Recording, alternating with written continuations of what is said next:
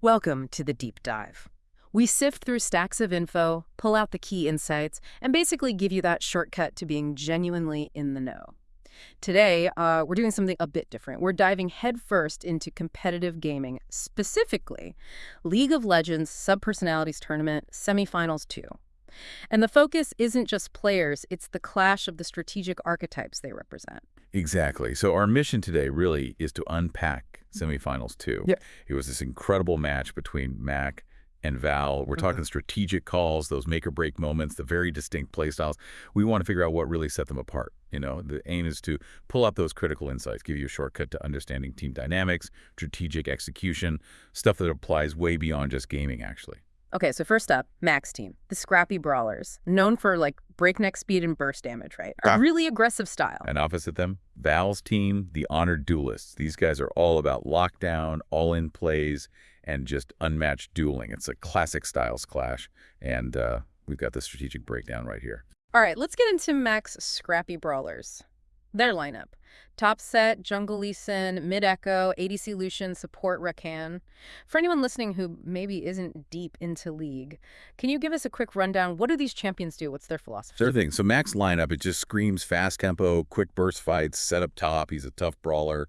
Lucian in the jungle, super mobile, gets fights started. Ekko mid is this slippery assassin type. Yeah. Lucian down bot, the ADC, hits hard and fast. And Rakan's a support, great at engaging.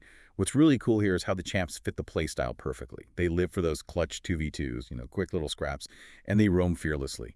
Every one of those champions has great mobility burst damage, designed to just delete key targets fast. So their big strength seems to be that mobility, creating chaos, catching people off guard almost. Is that looking at the lineup? Absolutely. They're slippery, mobile, brilliant in messy skirmishes where things are, disorganized. That combo of Rakan, Ekko, Lucian, it can lead to some really explosive initiations. Just jump on someone. Plus, Lucian and Sett, very strong early in lane. That helps them get ahead quickly. Okay, undeniable strengths. But like any strategy, it's got to have weaknesses too, doesn't it? It does, yeah. They don't have a dedicated tank like a big frontliner to soak damage. That means they really rely on executing perfectly. If they mess up the engage or get caught, they're fragile in big team fights. Very high risk, high reward. Needs coordination. Right.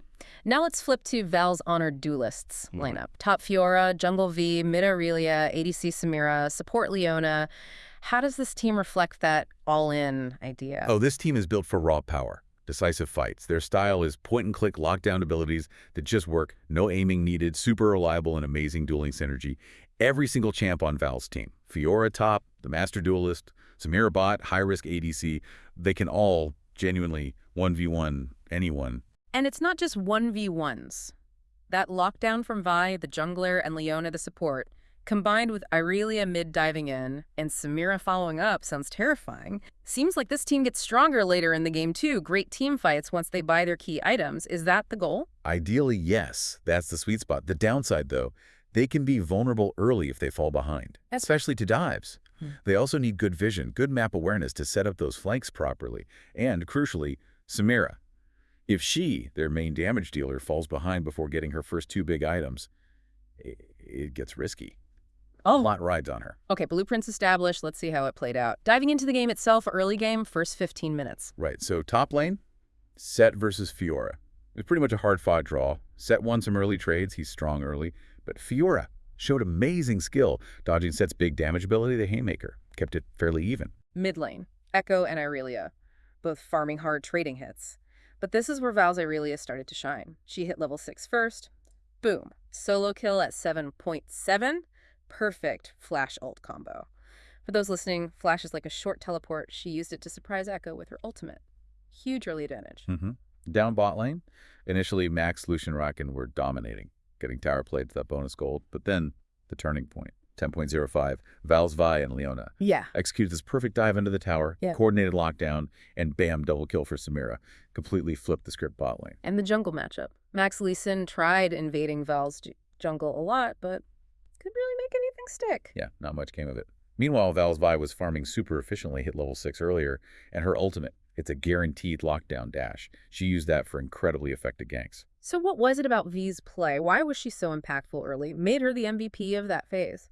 I mean, connecting the dots, V was definitely the early game MVP. Her passing through the jungle was just clean, Her timing for those dives set the tempo. That bot lane gank we mentioned, that was pure intelligent jungling. Set the stage for Val's whole aggressive style. Okay, moving into the mid-game now, 15 to 25 minutes. This is where the chaos and coordination really clashed, right? Mac's scrappy brawlers did what they do best, capitalize on those skirmishes. Oh yeah. At 16:30, they picked up 3 kills in this messy river fight. And Mac's Ekko pulled off this beautiful ultimate rewind. You know, he zaps back to where he was a few seconds ago, dodged everything. It really helped stall the game, gave Mac a fighting chance despite being behind. Oh man, that Ekko ult is just poetry when it works. It's so frustrating to face. You're telling me. But Val's team, the Honored Duelists, they answered back with controlled aggression. 20 minutes in, they secured Dragon number 2. Key objective, give stats. And then, this perfect mid-lane dive, Leona lands her big ultimate solar flare, stuns multiple people, Irelia gets resets, kills Mean, her abilities refresh instantly off Lucian, and Samira just cleans house, wipe them out. That wasn't just luck, was it? Not at all. That was Val's military drill team in action. Perfect example of that point-and-click lockdown plus dive working together. Exactly like their blueprint said, they moved like one unit.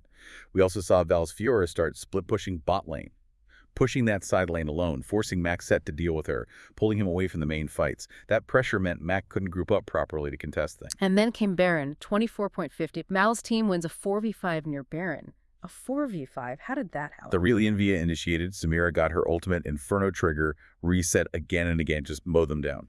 And they secured Baron, #1 off that. Huge mid-game swing. What was the key factor in winning that 4v5? That's incredibly hard. For the mid-game, the MVP have to be Irelia. Her dueling was dominant, and those team fight resets. Game-changing. She let Val convert small wins into huge objective leads. She was the linchpin, really. Let them play aggressive, even when outnumbered. Okay, on to the late game. 25 to 34 minutes. The climax. Mac's team, even down Baron, they found an opening. They did. 28.20. Ekko and Lee Sin managed to catch out Fiora, Val's split pusher. So Mac's team instantly tries to rush Baron. Was desperate, maybe, but smart. Try and snag that powerful buff themselves to get back in it. But Val's defense held strong. Leona face-checked. Just walked into the dark to get vision. Yeah, a risky but crucial play. It bought just enough time. Irelia and Samira collapsed. Result, a 4-for-2 trade in Val's favor. Mac's Baron attempt denied. Hopes crushed. That face-check by Leona, talk about taking one for the team, paid off big time. It really did. From that point, Val just smoothly transitioned to siege mode. Leona was fearless, tanking tower shots. Irelia zoned Mac's team off, kept them away. And Samira, well, she just dialed on them, as they say. Incredible damage, mowing them down. You just got to tip your hat. When she gets going like that, unstoppable. The final blow. 33-point Samira. Vi lands her ultimate on Ekko, locks him down. Samira charges in, Inferno trigger blazing, and that was it. Mac's base just crumbled. The Nexus fell at 33.45. Yeah, it was a stunning mechanical slugfest, no doubt. But in the end, Val's elite coordination, that lockdown, that was the difference. They just outplayed Mac through better teamwork when it mattered most. So the verdict, let's look at the numbers. They tell a story, right? Mac, 13 kills, Val, 20 kills, Dragons, 1 for Mac, 3 for Val, Barons, 0 for Mac, 2 for Val, Towers, 4 to 9 Val's favor, game time, 33.45. Those numbers really scream objective control and team fight dominance for Val. What stat jumps out most to you? For me, it's the Baron count. 0 versus 2. That's massive. Barons directly translate into siege power, the ability to end the game. Val showed exactly how to use them. And key performers. Overall MVP has to be Irelia, Val's mid laner. Her KDA, 618, it's good, but doesn't even capture it all. Those clutch early kills, the teamfight resets, the zone control, absolutely vital for Val. And got to give an honorable mention to Via, right? Executed every gank perfectly, enabled her side lanes, built those early leads, especially that bot lane turnaround. Critical stuff. Absolutely, and the deeper meaning here. Mac brought flash, flare, chaos, moments of brilliant individual skill. That Ekko play was amazing, but Val, they played like a military drill team. Tight coordination, surgical strikes, 0 hesitation. Val's team didn't just win duels, they closed.